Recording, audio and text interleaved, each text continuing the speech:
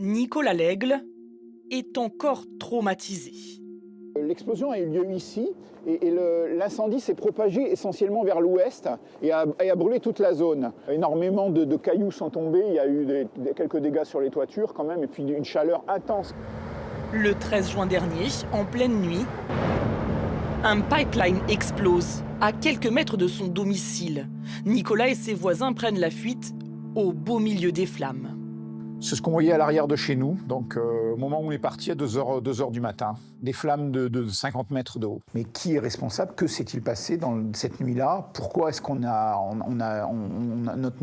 vie a été à ce point en danger? Est-ce qu'aujourd'hui notre vie est encore en danger? Une question qui devient pour eux de plus en plus obsédante, car depuis quelques jours, ils ont vu arriver des engins de chantier, là où la canalisation qui transporte du gaz avait explosé.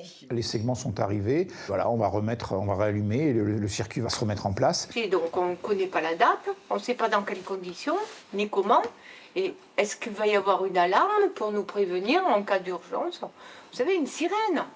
L'entreprise Natran, qui se présente sur son site comme le leader européen du transport de gaz, a d'ores et déjà pu identifier les causes de l'accident, même si l'enquête est toujours en cours. Toute éventuelle piste d'une intervention tiers est écartée. On s'oriente vers une conjonction de facteurs très particuliers, la nature, les sollicitations sur la canalisation et les facteurs environnementaux. Ces trois facteurs ont joué un rôle conjoint dans la fuite. Donc maintenant qu'on identifie la cause, et en fonction des inspections, on pourra garantir la sécurité au moment de la reprise en exploitation habituelle. Ce n'est pas prévu avant le printemps prochain.